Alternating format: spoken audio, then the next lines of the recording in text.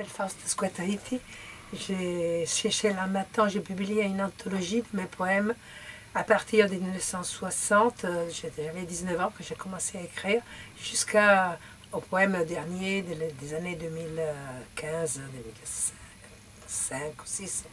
Et donc c'est la première fois que mes poésies sont traduites en français, ce qui me touche beaucoup parce que c'est une langue que j'adore.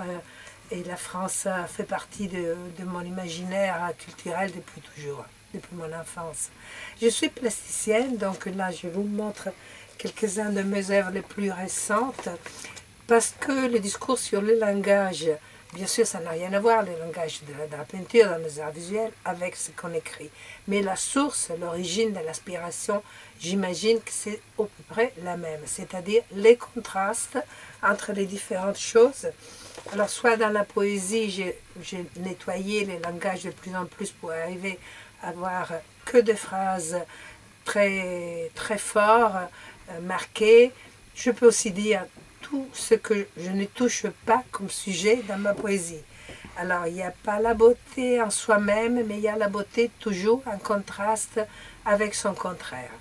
Il n'y a pas d'oiseaux, il n'y a pas d'hirondelles, ce qui est malheureusement, ça touche souvent toujours les poètes, même d'aujourd'hui. Et il n'y a pas du romantisme, il n'y a pas d'histoire personnelle. Mais tout est personnel, parce que bien sûr, comme je perçois le monde autour de moi, ça devient filtré par ma sensibilité de femmes, de citoyens, d'êtres humains, et je le retransmets à ceux qui voudront me lire dans un langage efficace, j'imagine, et fort, pour dire tout ce que je n'aime pas dans le monde. C'est copieux, hein, il y a beaucoup de choses que j'aime pas, et il faut quand même les mettre en rapport avec la beauté qui reste la chiffre de tout l'art. On sait le langage de la beauté qui nous permet de parler aussi de ce qui est laid, de ce qui est vilain, de ce qui ne nous plaît pas. Mais l'art a son langage qui doit toucher comme un coup de foudre au cœur. La beauté, elle est blessante, comme la vérité. Donc dans l'art, enfin, celle que moi j'espère pouvoir faire, savoir faire, c'est un peu comme ici, ça se voit. Par exemple, il y a trois langages ensemble. Je pars par la photo avec laquelle je prends un détail de réalité que je pense comme un détail médical d'après un cadavre. Puis je fais son interprétation en clé géométrique qui est la côté symbolique, qui interprète la réalité que j'ai pris comme une portion malade du corps.